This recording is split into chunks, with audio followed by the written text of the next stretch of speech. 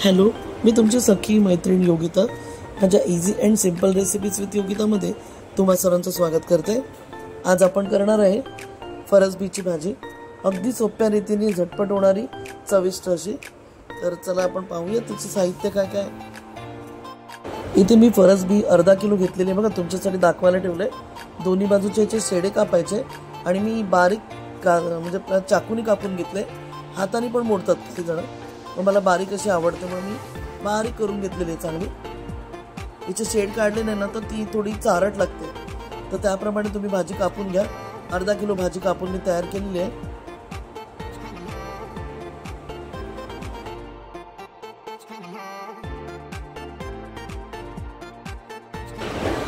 इथे मी बघा 10-12 पाकळ्या लसणाच्या आणि 3-4 मिरच्या कापून घेतल्यात, थोडी कोथिंबीर घेतली आणि आपल्याला ना थोडं खोबरं पण लागणार आहे, ते मी तुम्हाला रेसिपीमध्ये दाखवेन। इथे एक पॅन गरम करून घेतलाय, त्यामध्ये मी अंदाजे 2 चमचे तेल घेतलेलं आहे। आता आपण फोडणीची तयारी करूया। इथे मी हाफ टीस्पून राई आणि जिऱ्याची म्हणजे दोन्ही सेम फोडणी करून घेत आहे। राई जिरं चांगलं तडतडलं का मग आपण त्यामध्ये मिरची लसूण टाकूया।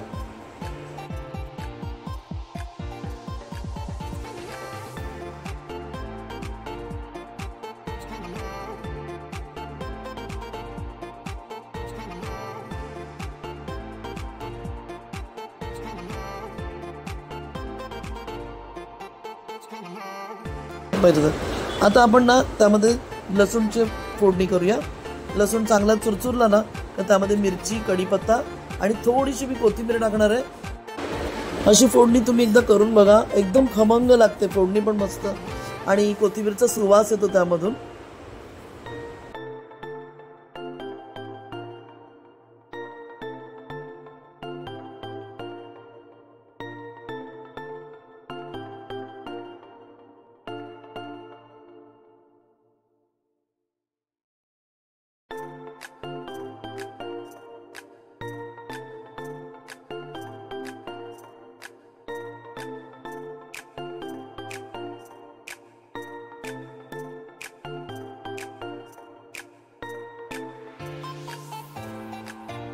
फोडणी चांगली परतून झाली की त्यामध्ये आपण पाव चमचा हळद टाकणार आहे।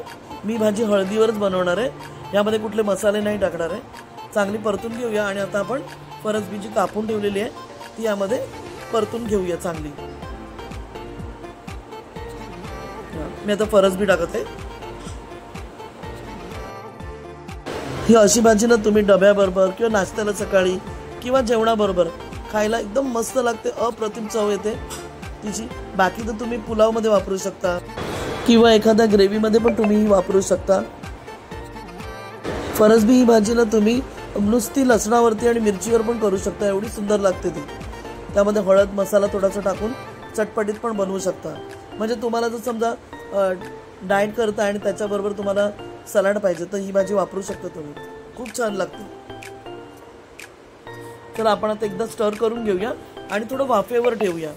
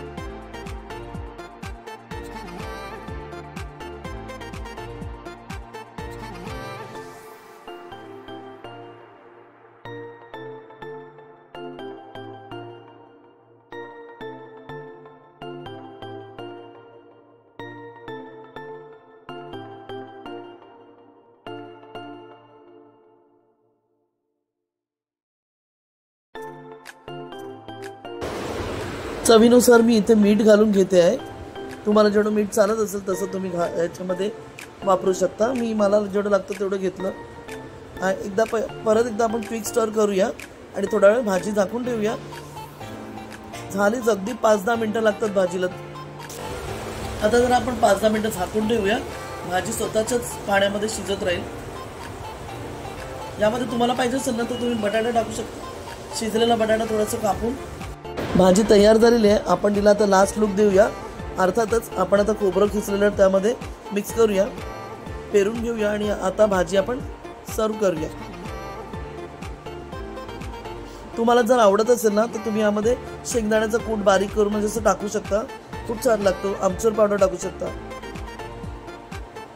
तर अशी भाजी तुम्ही पण तुमच्या घरी करून बघा आणि मला कळवायला विसरू नका कशी लागली भाजी. जशी मी तुम्हाला एक ट्रिक सांगितलेली, साधी पण बनवू शकता. अशाच माझ्या रेसिपी पाहण्यासाठी माझ्या easy and simple recipes with योगिताला लाईक, शेअर, सबस्क्राईब करायला विसरू नका. आणि नवीन असाल तर माझ्या चॅनलला अवश्य भेट द्या आणि मला तुमचा अभिप्राय कळवायला विसरू नका. Thank you very much. आणि हां, घंटीचं बटन अवश्य दाबा जे तुम्हाला फ्री आहे सबस्क्राईब करायला.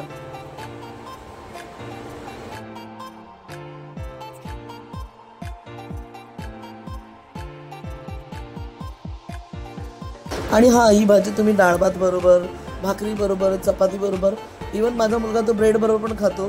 तुम्ही पण अशी ट्राय करून बघा, खूप छान लागते. अशी तुम्ही गवारीची भाजी पण बनवू शकता, साधी सिंपल एकदम. बाय.